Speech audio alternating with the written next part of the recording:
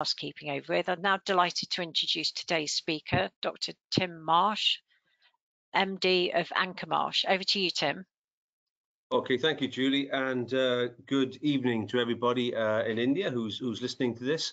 It's really a quick talk on mental health in the workplace and why this talk would have been incredibly controversial 5-6 years ago and isn't the slightest bit controversial anymore, as we understand the link between mental health, well-being and safety, and how really safety is just a subset of mental health.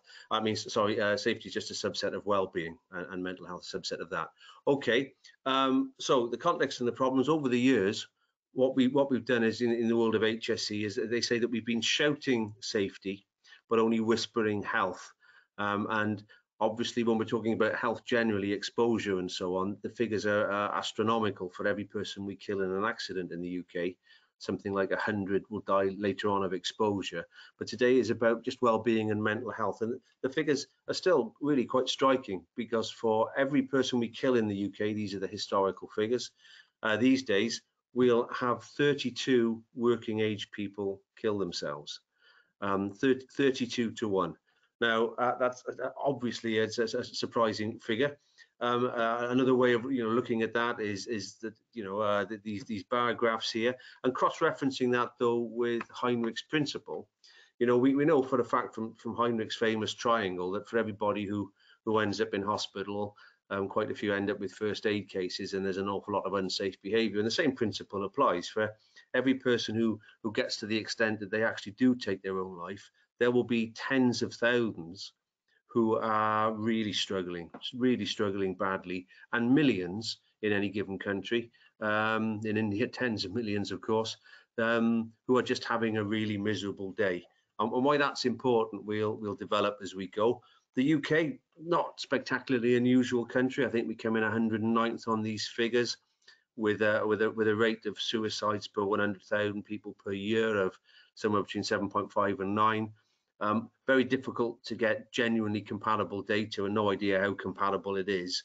But the figures I looked up just yesterday suggested India coming in about 37th, with a rate of around 12 per 100,000.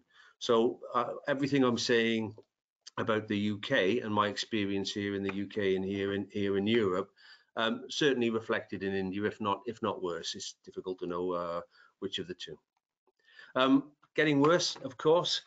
We all know about the mental health crises in our youth caused by the increased speed of the world and social media, not made any better by financial crises that keep recurring, the war in Ukraine and the cost of living crisis that goes with that, and of course the after effects of the global pandemic, all of which pointing us in the wrong direction rather than the right direction.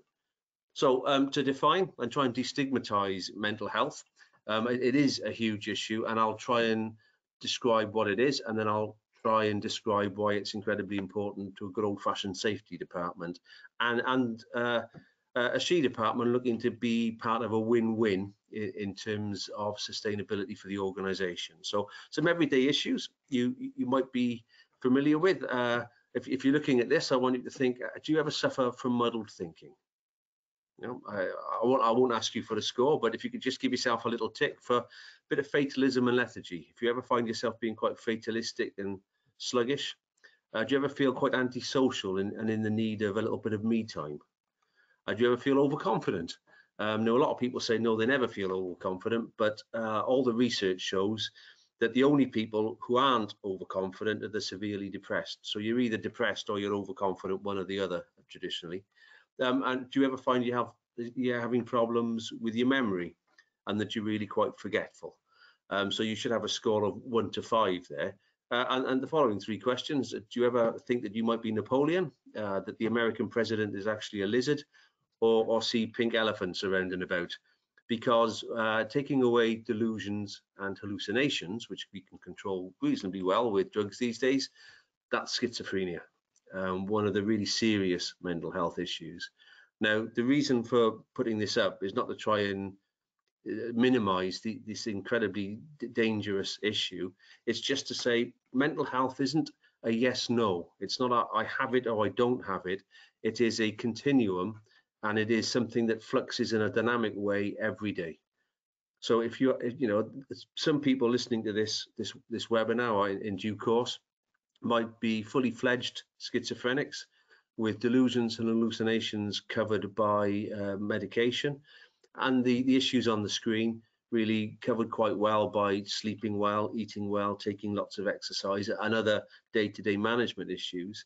And those of us who would consider ourselves mentally well might be scoring worse on these figures than the people who are actually technically diagnosed. As I said, even the really serious stuff is a dynamic, and it's a linear model, constantly in flux day to day and month by month. We don't have to go anywhere near R.D. Laing, you know, the most famous writer about mental health, I think, of them all, and his assertions that mental health was actually a blessing because it gave you insights. Too controversial, but something similar for your amusement. You know, I do think this is really quite funny. You know, if you want to talk about football, it's, you know, three goals, you know, 3 goals in a 3-0 win, and so on and so forth. And as you increase in terms of how useful the data is, and obviously the bottom right hand corner is, I think, quite amusing. And we don't need to go anywhere near famous leaders you would consider, you know, around the world, that you would consider positively deranged, but lots of them are in the news at the moment. And what I want to talk about instead, really, are the 85% who are the average worker, and the 85% of mental health issues that are really addressed by the simple stuff that most of us struggle with on a day-to-day basis. 85% of mental health issues are on this simple cartoon: depression and anxiety. And when people are close to having a bit of a meltdown and needing to take time off work, it tends 85% of the time to be this stuff. The cost of the issues on this cartoon to the American economy, something like $2 trillion a year. So if you could just halve the problems, which is our classic step change in safety performance, then you would save the American economy $1 trillion a year, which is a considerable sum of money. And, you know, and really is the start of us talking about win-wins here, because I think one of the things that's happened recently is an appreciation that this is a very much win-win territory.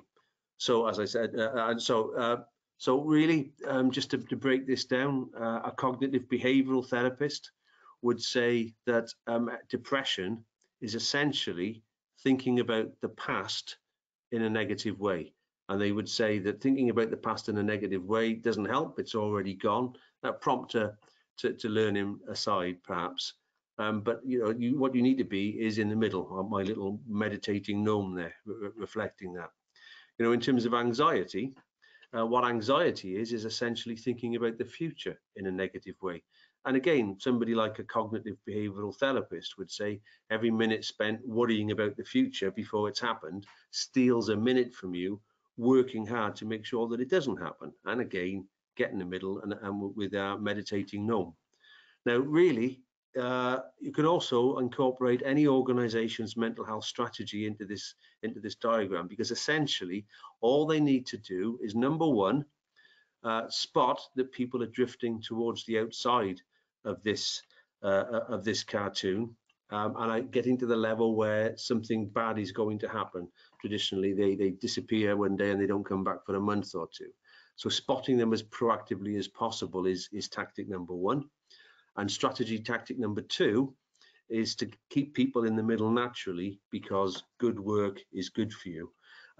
People who are mentally, people who have a job that they enjoy and relish are mentally healthier than people who don't need to work at all.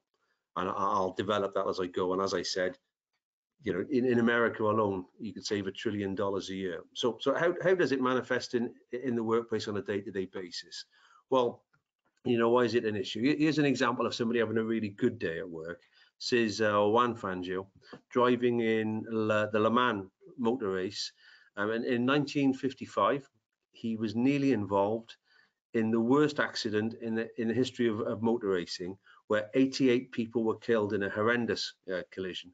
But he missed it. He came around a blind corner, slowed, and missed it. And afterwards, they asked him, well, how on earth did you know to slow? It was a blind corner. And his explanation was, well, look, you know, I'm Fangio, twice a world champion in the last 5 years, in the middle of winning 5 in 7, something like that. He said, I'm twice a world champion in the last 5 years, driving a bright silver Mercedes at 200 miles an hour, and I noticed that nobody in the crowd was looking at me. So I knew something important had happened. That's pretty switched on, isn't it? You know, and obviously, if we could all be as switched on as that, we wouldn't go far wrong.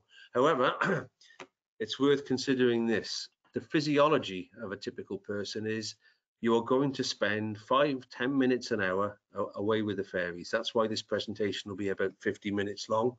That's why football halves are 45 minutes long, rugby halves 40 minutes long, so on and so forth.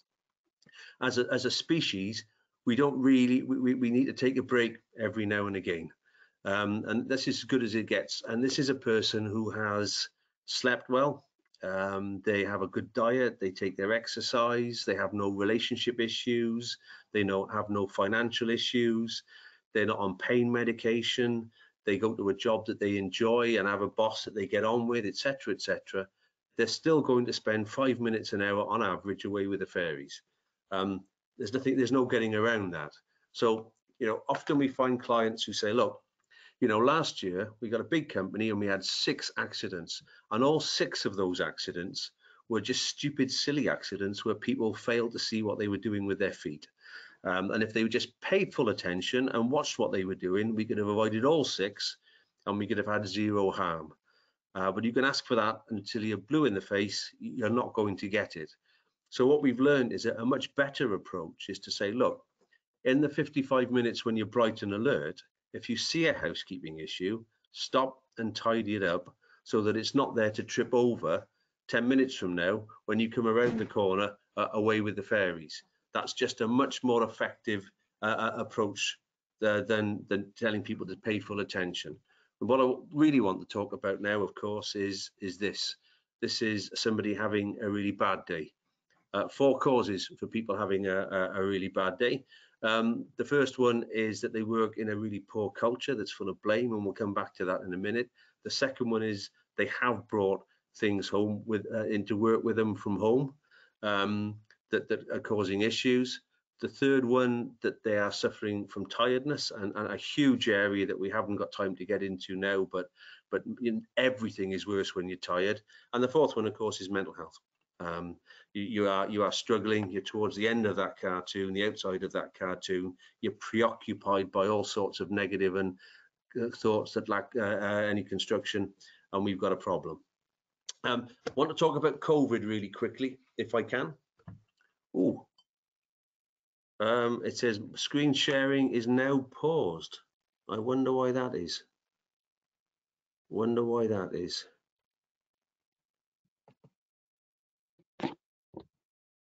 You're having issues, Tim? No, I don't know. Am I back on? Yes, you are. Right, okay. Don't know what happened there, but anyway, here we No, go. I'm not sure either. Apologies. I didn't mean to pause it. I don't think I touched anything that paused it, but doesn't matter. Okay, so COVID, of course, we know COVID is interrelated with mental health to a huge extent. We know it's all about exhaustion, brain fog, etc., etc., and that it's widespread and it's a international problem. So a very short story about COVID. This is a picture by a famous artist in the UK called L.S. Lowry, perhaps our most famous artist, and it's called Ebervale. In the foreground, a small village called Cum, which is where I come from. All my forefathers come from. Now, you won't have heard of Cum, but if you like your sport, you might have heard of our most famous son, a chap called Mark Williams, 3 times a world champion, Mark Williams at snooker. And last year, in the world's second biggest snooker tournament, he was going ever so well in the quarter-final when he fell fast asleep in the middle of a frame. His opponent was at the table. He fell asleep struggling with long COVID. Now, at the time, the only thing he was operating was that cue that he's holding. Obviously, if he'd been in charge of something large, heavy, dangerous, it might have been a different matter entirely. So, what is the link between having a big blue pie day and accidents? Well, 3 things when you think about it. The first one is somebody who's really distracted is going to be low in situational awareness, and all the evidence suggests that situational awareness is very strongly correlated with accidents. The second thing is people who are really distracted and preoccupied can be quite fatalistic. And from Heinrich's principle, we know that the more fatalistic you are, the more likely you are not to be working to prevent an accident. And the third one, of course, is that you're more likely to be making poor decisions and having poor quality interactions. So for those three reasons, people who are having bad days, mental health contributing to that quite often, have more accidents. And this book covers it. This is my latest book out. 5 years ago, some of the stuff in here would have been considered incredibly controversial, but it isn't now. I haven't had a single negative comment about a presentation of this like in the last 2 years. And a quote, trying to cover that as well, from a leading barrister who works in the world of safety here in the UK, that, you know, in all the incidents that she sees in law court, or when something terrible's happened and the lawyers get involved, somebody in the middle of it was having a bad day one way or the other. So what can organisations do? That's the problem. That's I think an outline, I hope, of what the issue is and why somebody working in a safety department should be worried about it. So what can an organisation do? Well, obviously you need a well-communicated vision based on an integrated model, and ideally a large element of senior lived experience. So the CEO talking about their own mental health issues or mental health issues in their family or so on. This is the integrated model that I suggested. It's been used by the Campbell Institute in America, and their white papers and so on. And what it basically boils down to is, look, the stuff at the top is the nurture stuff, the stuff we have control over. So, you know, home and family, your hobbies and your sports and so on and so forth. The job that you do, organisations in control of that, the culture of the organisation, and in particular, utterly essential, the non-technical or soft skills of the frontline supervisors who are in charge of the people who do the jobs that traditionally lead to accidents. Then the bottom is more the nature, the person that you were born, your physiology, but even then only mostly down to nature, because you can develop good habits and good thinking patterns, and there's all sorts of things you can do that mean you don't have to be a victim of nature, although sometimes, of course, we are. So good work is good for you. And here's a reworking of Reason's famous cheese model that I hope you'll find of interest, because what it basically, if you haven't seen Reason's cheese model, then I'm struggling, but I'm sure if you're on a safety broadcast you have.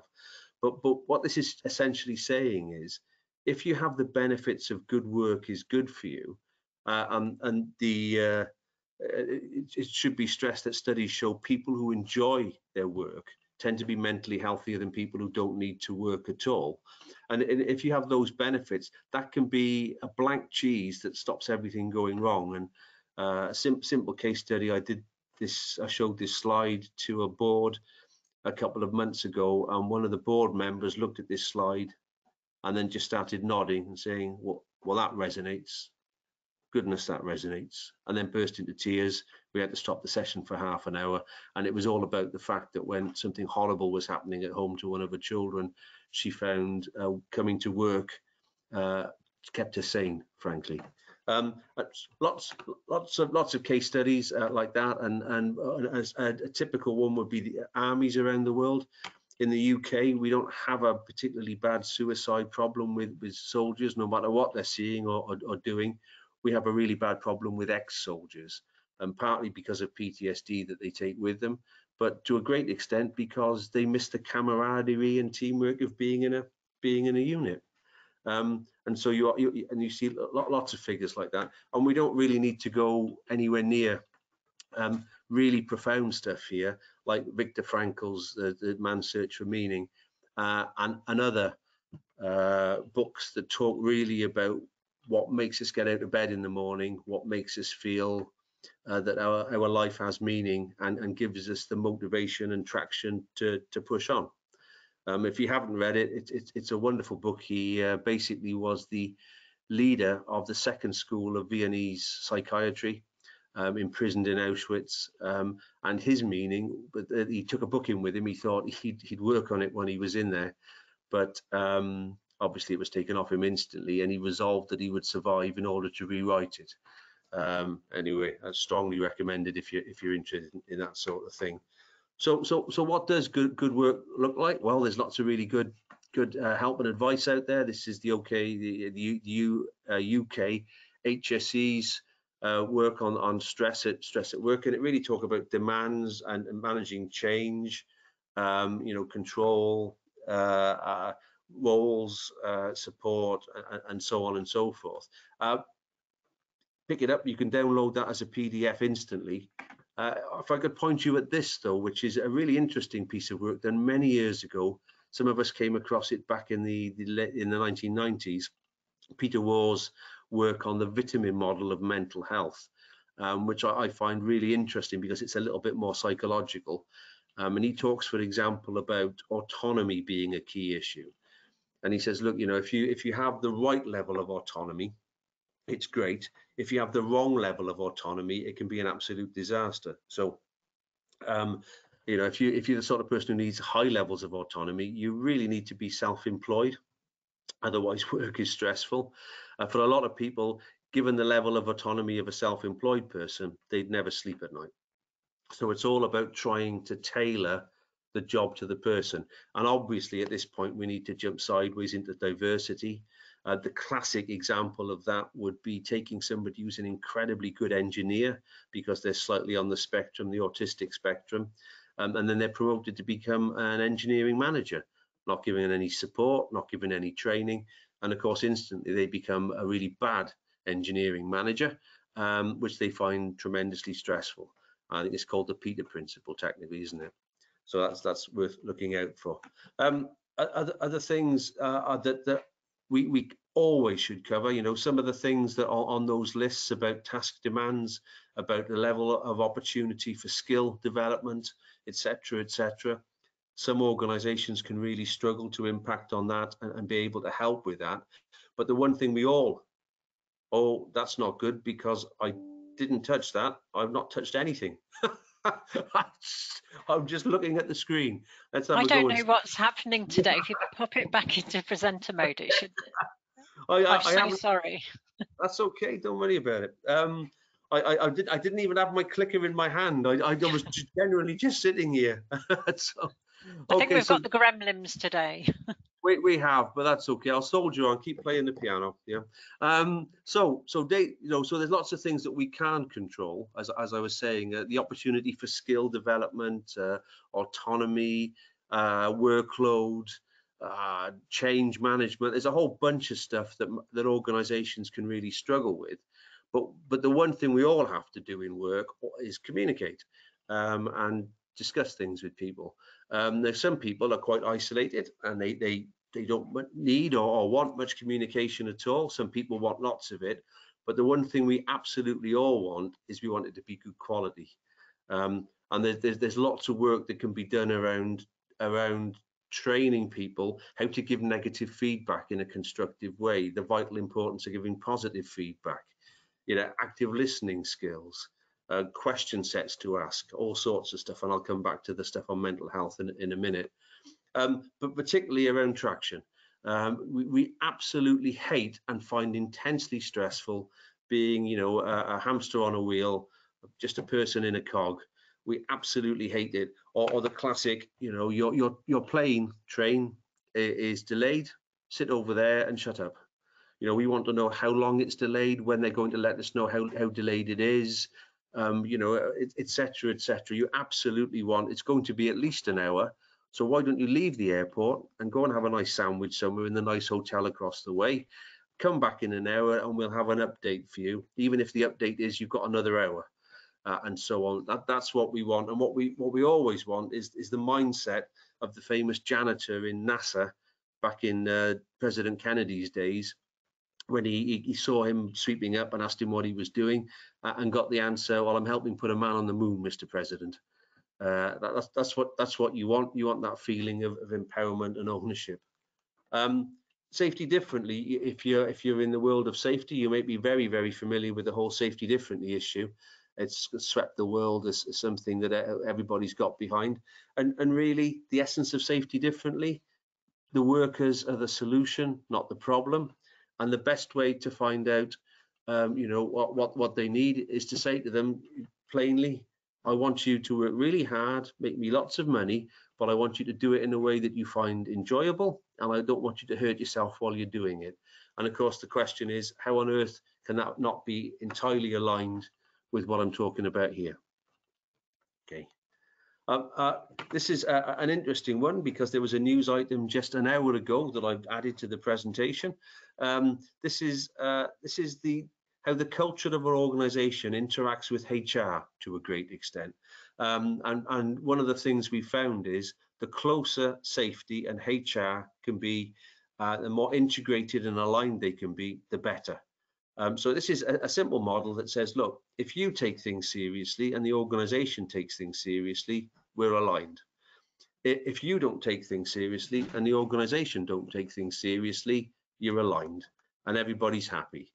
But if the organisation takes things seriously and you don't take things seriously, you stand out. So it's much easier for people to pick you off, hit you with some negative consequences, and really importantly, the rest of your colleagues will consider what's happened to you legitimate because you stand out. And what's happening a lot, especially in the UK with the Great Resignation, is individuals take things seriously, the organisation doesn't, and they leave. And every time you show that to a board with somebody from HR and somebody from safety in the same room, they all agree that this little model makes huge amounts of sense. And a very simple example, I was just watching the news before coming on, and a big train company first, they do the yellow Greyhound buses in America and that sort of thing. They've just lost a big train operating company, TransPennine, and when asked why they were so useless, they said, it's not our fault. We are having real problems with attracting staff, we're having real problems with retaining staff, and we're having huge problems with absenteeism. So define fault. Okay, so two mistakes that organizations make when they're trying to address mental health, and some lessons from a video. And it's done it again. I'm gonna, okay, click on it and do that. Am I back on? Yes, you are. I think we're having the real gremlins today. I can only apologise, Tim. It's interrupting your flow. That's okay. My flow's plenty interrupted already. So I'm trying to get used to the new screen configuration. Anyway, ploughing on. So where was I? Two mistakes. The first mistake that organisations make is the whole bikes and bananas thing. It's what they call bikes and bananas. There are free bananas in reception, and we have a bike riding scheme that we encourage everybody to participate in, and that's got it covered. Dismissively known in the UK as bikes and bananas. And the second one is the whole mental health first aiders piece, where basically, people think that just by training up some mental health first aiders, they've got everything covered. But what we found is certainly they help. They can help screen people, they can help refer people forwards, they can help set it's an okay not to be okay tone, but they're no use on their own. They're not a magic bullet. And a simple example from my own past to try and illustrate that, come up with by an old colleague of mine called Chris German from IIRSM, who said, look, imagine a steelworks. This is a steelworks I worked in when I was a kid. It's Llanwern in South Wales. Imagine, your mother drops you off at the steelworks door, met by the manager who says, look, it's true that we have hot metal splashing around this steelworks. We have noxious gases all over, forklift trucks hammering up and down as if it's some sort of Grand Prix, and we have a horrible bullying, blame-driven management culture. But don't worry about that. Young Tim will be safe with us. We've got 4 highly skilled first aiders out there. They'll take care of him. Obviously that wouldn't be particularly reassuring, would it? Mental health first aiders need to be part of a holistic, integrated approach to this. No magic bullets. So framing a holistic approach, this is the basic model of culture that we all agree is is where excellence lies. The first one, of course, is that you've got good quality systems. If you haven't hit diminishing returns with your systems, you've got yourself a problem. Underpinning the systems, two things more to do with the world of psychology. The first, quality of learning. Second one, the quality of empowerment. And I'll just pop through those as I go. In terms of structure, Mind have all sorts of really useful material on this, and there's the 9 factors they have there. I won't go into them in detail. Just pick the one out. A really good case study from Finnair, because Finnair, several years ago, introduced a scheme where anybody who felt they needed to see a counsellor could refer themselves. No triage where they had to be screened. They just, if they wanted to speak to somebody, they could. Now, what they found was, obviously some senior managers were alarmed. They thought everybody's going to spend the rest of the year on a couch. It's going to cost us a fortune. But that didn't happen. It wasn't a system that was abused, and all sorts of interesting metrics went in the right direction. Turnover, discretionary effort, absenteeism, presenteeism. I think the senior management at First Group might have learned from that back in the day. Anyway, cracking on, another simple case study about the way all this stuff works, because it's all simple really, nothing new under the sun. Fidelity did a study of bike riding schemes for organisations in London, and what they found was that the third best reason for getting people to ride bikes to work and take more exercise was to give them somewhere really safe and secure to store their bike. The second one was to provide facilities where people who got hot and sweaty or cold and wet could warm up or cool down and get themselves ready. But the number one factor was whether or not there was a metric that the board of directors, the senior management, took seriously. You know, as it was ever thus, wasn't it? Just out of interest, what they found was reminding people of the great health benefits of exercise just came in 6th on the list. So as ever, you know, it's the workforce saying what you want, what you really, really want. And lots of really important opportunities, I think, in the bottom 2 circles. And what I'm going to do is I'm going to click play, and Julie is going to shout, I can hear it or not hear it, really quickly. It's just a very short video that introduces something really important, but not if you can't hear it. Julie, could you just shout quickly?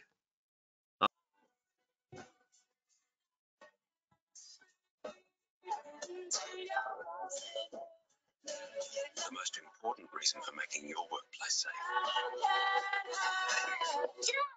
It's not at work at all.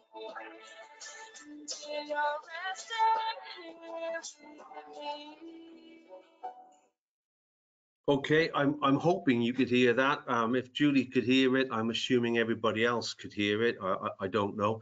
3 reasons for showing you that video. The first one is that it makes for a very good toolbox talk. If you're interested, I can send it to you. The second one is it ends positively. And really all the best work in the world of safety and health in recent decades has been about being positive, creating a strong culture, working proactively, not reactively, and so on. And the third reason is, if you're thinking it's a powerful video, it's because what you've got there is, whilst your front brain, tens of thousands of years old, is thinking, well, I know where this is going. We've seen films like this before. This kid's in trouble. The back brain is being pounded by the Dido soundtrack, and the millions of year old bit, and so you're getting a really good old-fashioned 1-2, and that's what gives it its kick. Now, when we first started talking about thinking fast, thinking slow, and front brain, back brain, we kind of assumed it was a 50-50 trade-off, but the latest studies and the latest figures from the Harvard Business Review and studies are suggesting that the amount of influence of the back brain is up in the 90s. I think 94 was the last figure I saw. And so really, what we're talking about behavioral economics here, nudge theory, a whole bunch of stuff that we do and we think without being conscious of it. And if it's 94% of what's going on, then anybody working in the world of health and safety really needs to be all over it. Simple example, number one example, you know, when we talk about transformational leadership, coach, don't tell. Praise, don't criticize, because it's 20 times as effective in changing behavior. and always remember that you're leading by example all day, every day, whether you want to be or not. So you might as well do it well. And this is an incident from a client of ours back in the day. The manager let him go. He was just about to become Prime Minister of the UK. He let him go. What he said afterwards was, if I'd known the rubbish I was going to take from the workforce over the future months, I'd have just stood firm and said, I don't care who you're about to become. You're not going out there without your hard hat on. Every toolbox talk, every weekly brief, particularly every disciplinary. What about bloody Gordon Brown then, they said. Okay.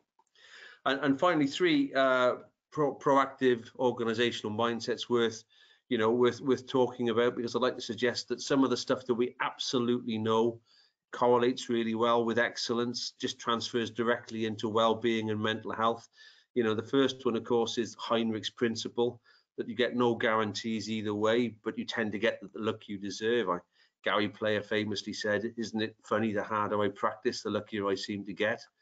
And if you're interested, the book that talks about the correlation between hard work and success and really articulates it in a interesting and convincing way, Matthew Said's Bounce, Heinrich's principle. And I always thought that he practiced his bunker shots till his hands bled, but actually, when we look into it, 30 years before everybody else, he was doing this. And I think this makes for a better analogy, really, because it's just about the work that you put in. So if it's all about asking the right questions, it's the safety differently question, your organizational excellence will correlate incredibly well with the number of times that question is asked, how well it's asked, and what you do with the answers. And that just takes effort and commitment. And end of story, as they say. So and lots around, but I really want to talk about the management of error really quickly, if I can. So I'll introduce you to a chap that I shared a stage with, who pointed out that he had 3 world records as a jockey. And he's an Irish jockey, called himself the losingest jockey in the history of horse riding, with more than 14,000 losses as a professional. And that was his first world record. He also pointed out that he had fallen off a horse more than any other jockey in history as a professional. That was his second world record.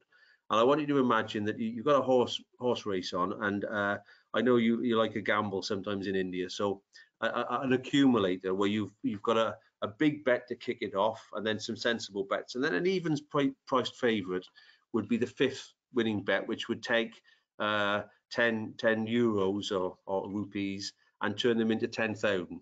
Forgive me, I don't know the exchange rate very well. But this is the 5th race and final race, and you find out that this world record holding jockey is your jockey. I imagine those of you who know about betting would try and cash out because you assume you're going to lose it all. And here's some photos just to illustrate. Here he is in the back of an ambulance, coming down, down and out. Now, obviously, this is an online webinar, so I can't ask you, but I'm assuming you're not feeling too positively about this jockey. But you should, because this is a guy called Tony McCoy, whose 3rd world record is 4,200 plus winners. Because the point that he makes at these presentations is, I might be the losingest jockey in the history of horse riding, but I'm also the winningest. And the point that he makes, and the point that I've stolen, of course, is if you try and succeed, if you try and excel in any way, you will fail, and you'll fail lots. And it turns out, and again, a Matthew Said book, and this, I think, the best book written about safety in the last 30 years, where he contrasts a good approach to learning and error and a poor approach, contrasting aviation with other industries. And what Said says is, having a really good, objective, analytical approach to error management is a distinguishing feature between the best societies, the best organizations, the best individuals. Couldn't agree more. And this book by Carol Dweck, which has sold trillions of copies, she basically says the best managers ask 3 questions and 3 questions only. What's going wrong? Why is it going wrong? And what are we going to do about it? That's it. The good thing about that is it's adult, it's constructive, and it's empowering. and it's a really nice place to work. If you work in an organization where your managers value you and your opinions and talk to you like that, it's good for your mental health. Ship is safest in a harbour, but that's not why we built it, said Albert Einstein, or Mike Tyson, a bit more earthy. Everybody's got a great plan till they get punched in the face. You know? So what can we do with this? Well, you know, one of the things that we found really useful is training this sort of stuff about human error, and training it in frontline managers so they do ask those questions that Carol Dweck suggests. And we've also found that it works really well, because if you raise these issues and you talk about mental health in a mainstream training course, it sort of destigmatizes it, and people will come up to you and they will talk to you about their issues on an ongoing basis. It's almost, it kind of works like a triage, you know, where people at the end of a course will say, can I just have 10 minutes? I want to talk about my friend or myself. And so, which brings us back to HSG 48 really quickly. Now, you'll all be familiar with this, I'm hoping, a very systemic way of working through why people make mistakes. I won't dwell on this too long. But what it essentially says is, when you look at it, 90% of the time, the reason people have made mistakes are not down to the individual not paying enough attention, but because of the environment they find themselves in, or the physiology cross-referencing with that environment. So here's a really simple example, kind of straight from the Cullen inquiry, which I was involved in many years ago. And I want to show you kind of what happened to the individual in question. This is a big train crash at Paddington. What we've got here, if this plays well on your screen, if you look at the black cross in the middle of the screen, what you should find is that all the purple dots disappear on you, and they're replaced by one circling green dot. If you focus really intently on the black cross. Now at Cullen, what happened was that the guy's gone through a red light. The operating company said, well, human error, you know, human error, he clearly wasn't paying attention. But when we looked into it, what we found was that this was the second worst signal in all of Britain to be passed at danger. SPADs, they call them, signals passed at danger. Well, worst one in Crystal Palace, but this was the second one worst in all of Britain. So there's a very strong likelihood he was paying full attention and he just couldn't see it. So, or we could talk about violations. And obviously, if you're blaming people in situations like that, it's stressful. Violations are really interesting, and a very, very quick and simple example of a violation. You know, this is a couple having a chat, and the woman saying to the chap, I've enjoyed these last 3 weeks of dating you. You're a lovely bloke, but, and that means he's in trouble, because, you know, what we know is the meat of a sentence is after the word but. Anything before that is just so much hot air. So, you know, I like you, but means go home. I want you to do this job safely, but by Friday, invariably gives you the job done by Friday as safely as is viable. And then afterwards, what happens is when it goes wrong, the supervisor is apt to say, you know, I did say safely. I very explicitly said safely. I've no idea what's gone wrong here. And the person on the receiving end will say, well, they did, but, and it's all about who's got the best memory and the best records and the best lawyer. So we end up with things like this. This is a just culture model that really, and what we find when we use things like this is increases transparency, consistency, and perception of fairness, which all plugs directly into levels of trust. And a lot of social scientists will say one of the key metrics determining the success of your organization is the levels of trust. So why is all that important? Because if people perceive that they are treated unfairly, automatically, thinking fast, thinking slow, the bits of brain that light up ready for action are all to do with conflict and disgust. On the other hand, if you treat people fairly, the bits of brain that light up ready for action are all to do with cooperation and planning. And so all sorts of vicious or virtuous circles are set off.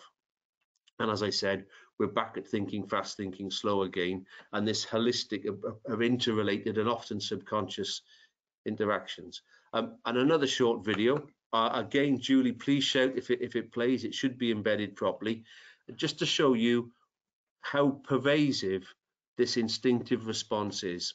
a famous video about 2 monkeys.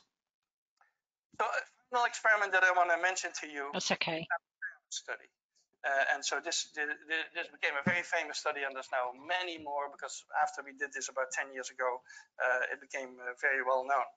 And we did that originally with capuchin monkeys, and I'm going to show you the first experiment that we did. It has now been done with dogs and with birds and with chimpanzees, but with Sarah Brosnan we started out with capuchin monkeys.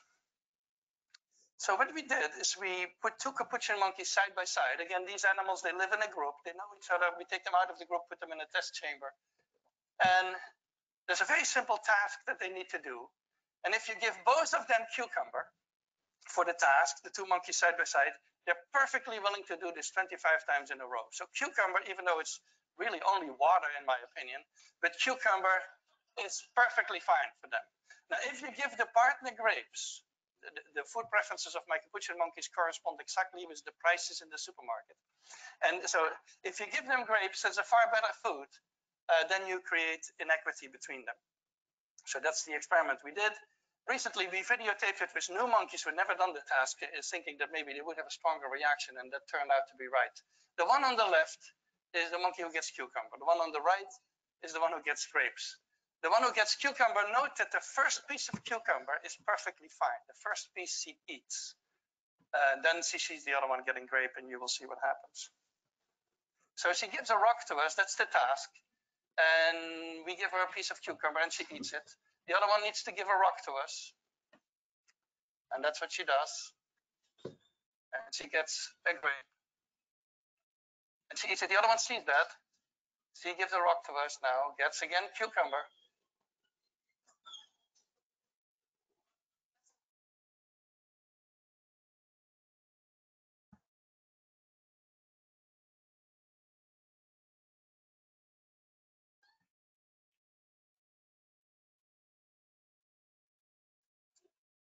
She tests the rock now against the wall. She needs to give it to us. And she gets cucumber again.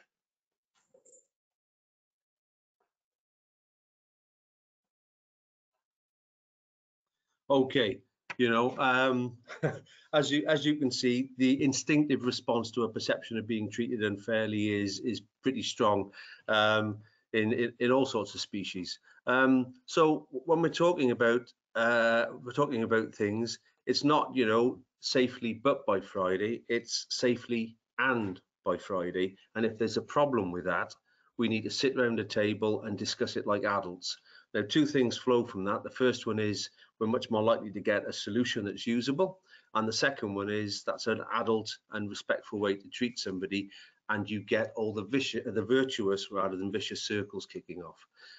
We can cross-reference at this point to Dale Carnegie. 100 years ago, he's writing a book talking about how to give negative feedback constructively, how to actively listen to people, the vital importance of using praise, and all the other things that are just, in many respects, just good management. But get the best out of people, and get the best out of people in a way that points them at good work is good for you. And finally, just to use this, one of the tricks the Dalai Lama would have is, instead of thinking, you know, normally this person is okay, but today they're really annoying me, which points you at blame and antagonism, he's trained himself to say, today they're really annoying me, but normally they're okay. And that's going to point him at empathy and analysis and cooperation and constructive questioning, you know, and so on and so forth. You know, so as I said before, sometimes we can learn good habits. So what can we do? We talked about this already. So when we do our training, we talk about looking for the quiet ones who've gone chatty, the chatty ones who've gone quiet. We talk about the vital importance of saying something. You know, you'd all, if you had access to a defibrillator, try and save somebody who's had a heart attack. But actually, statistically speaking, you're slightly more likely to save a life by trying to talk somebody down off a bridge. It's about 50-50 on you know, approaching somebody and saying don't do it. The likelihood is actually stronger, you know, and a lot of good mental health element of a training course is to stress just say something. Or we can address the law of I'm fine. In the UK in particular, men of my age, you know, we've learned the law of I'm fine when we're small. And the law of I'm fine is, if you ask me how I am, I have to respond, I'm fine, thank you, how are you? It's an absolute law. Here's a man who tried to talk about his feelings, mad stuff. So we stress you have to ask twice. We don't just mean straight afterwards, we mean, you know, at a different time, in a different location, in a different way, with meaning. And the second time round, you're much more likely to get a genuine response. But if you do it in a way where you are setting them up to say, I'm fine, thank you, how are you? So that your response can be, oh, thank goodness for that. I thought you looked a bit iffy, but you're not, so I can crack on. That's how we just walk past and turn a blind eye to mental health issues, as we often turn a blind eye to safety issues. And final couple of slides. This is a simple story about an award-winning mental health methodology that Jason and I came up with. It's my business partner there, Jason Anker, MBE. And he won all sorts of awards and all sorts of honours from giving a talk that basically said, look, take 5 seconds. When you think, if you feel instinctively again, there is something that is dangerous, step back, think about it. Those 5 seconds could save your life. And some years ago, when we first started working together, he said to me, well, look, I've got a problem, and my problem is I did. And I said, well, you know, I did step back, I did think I shouldn't do it, and then I climbed the ladder anyway. And you can see the consequences. So I asked him, well, what exactly did you think before you stood on the ladder?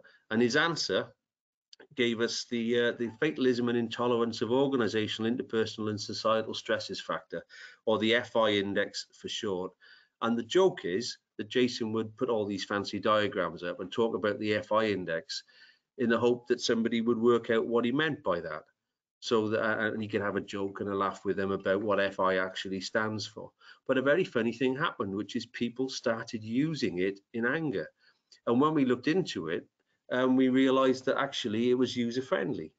Started to put it in our human error management training as a formal suggested methodology. And you know, after these 2-day courses, you have 3 things you're going to go and do next week.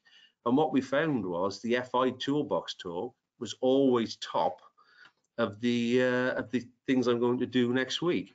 And when we thought about it, it was only a joke to start off with, as we've said. You know, if I'm talking to you about your mental health and you're struggling, you are not thinking, oh goodness, I'm having a big blue pie day today. You're thinking something much more earthy and rude. You know, and the second thing is, if I'm talking to you like that and I'm user friendly and I can make you smile a bit, I'm really likely to engage with you. The fastest way for 2 human beings to engage is to share a joke or a smile. So by accident, we stumbled into some very powerful psychology, and it's won us some awards. And just this morning, Jason sent me a photograph saying he'd done a talk this morning, went into management for 10 minutes for a quick coffee. And as he was leaving, he popped his head into the canteen to say goodbye to the people he'd been talking to before, and saw this on the board. They spontaneously started doing a little in-house encounter group with, as well, you can see the picture for yourself. So in total summary, a very famous TED talk about the cocktails, the angel and the devil's cocktails, that try and tie all this together in really quick summary.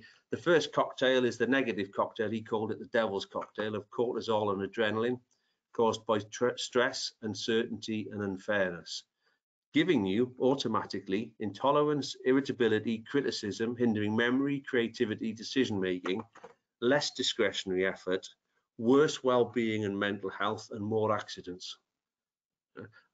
So I tried to come up with a cocktail. He called it the angel, so I thought, oh bloody hell, Mary was more amusing. The second cocktail I want to talk about is the instinctive cocktail that's positive: dopamine, oxytocin and endorphins, caused by humor, empathy, engagement, being treated like an adult, and I hope absolutely everything I've discussed in this presentation, giving you calmness, focus, creativity, generosity, bonding, trust, discretionary effort, better well-being and mental health, and fewer accidents. And correlating really strongly with all those key KPIs like turnover, presenteeism, absenteeism, and so on. And the the positive cocktail name that we came up with. This, we always ask people to shout out positive cocktails, and they always shout out the same one for some reason, which we can't do here, but morphed into success on the beach. But I hope that going through all that has tried to make the case that mental health is just a big risk factor stuck straight in the middle of all the other issues that we look at and discuss when we're trying to run our organizations and coordinate people. We can pretend it's not there, but it is, or we can address it. And the very best way to address it is proactively and constructively, rather than just ignore it and do this. I'm on my hour and a few delays to restart, but for those of you stuck with me and looking at my attendees list, you all stuck with me, which is fantastic. Thank you ever so much. I hope you found some of that thought-provoking. Some of the books I flagged up, not mine, the other ones are hugely worth a read. We do stuff online if you're interested, and in person as well. Thank you ever so much for your attention. Thank you. Thank you, Tim, for that fascinating presentation. I was lucky enough to have a boss for many years who always used to ask me twice if I was okay. It was like he already knew the answer, but always asked twice, and I always appreciated it and still remember him for it as well. We don't have any questions today, a really comprehensive presentation. So unless people want to pop a question in the questions box now, do you have any closing thoughts to leave us with today, please? Or have you covered everything? Oh, me? Is that to Yeah, me, Julie? it is to you, Tim. No, that was the closing thought, wasn't it? That that we really 6 years ago we weren't allowed to address this. It was considered incredibly controversial. But the more we talk about things and the more presentations like this we give, people say, well, it sounds a bit right, actually, when you think about it. It's difficult to push back against that. And now we are beginning to really stress that HR need to work hand in glove with safety, and that safety is a subset of well-being to a great extent. So the better your well-being, the fewer accidents you're likely to have. And without even getting into things like spurious claims based on your mindset and all the rest of it, it really is a win-win. I don't know how it is in India, but in the UK, with the Great Resignation, suddenly C-suites are paying attention to us now. And as you articulate this win-win, about absenteeism, presenteeism, turnover, and not discretionary effort, all that, they're listening to you because they have to. Great, thank you. As I said, I thoroughly enjoyed your presentation. I found it fascinating, and we're lucky to have you here presenting to IIRSM India branch today. I'd like to apologise for all the technical issues. They're nothing whatsoever to do with Tim, and we seem to be having some kind of outage with the system because I've had a number of messages to say people can't get on today. So thank you for bearing with us, Tim, whilst our cronky system. No, that would explain the attendees number, maybe. Yes, it would. I've had a number of messages, so I can only think there's an outage at GoToWebinar, but everyone will be pleased to know we're moving to Zoom in June, so hopefully things will be a lot smoother. So thank you so much for your presentation, sharing your knowledge and giving up your valuable time to present today. I'd like to thank everyone else for attending, and if you've got any colleagues who missed the presentation, I will be uploading it onto the IIRSM YouTube channel probably later today or on Monday. So I'd like to wish everyone a good afternoon or a good evening wherever you are in the world. Thanks very much, Tim. Okay, thank you, Julie. Bye. Bye.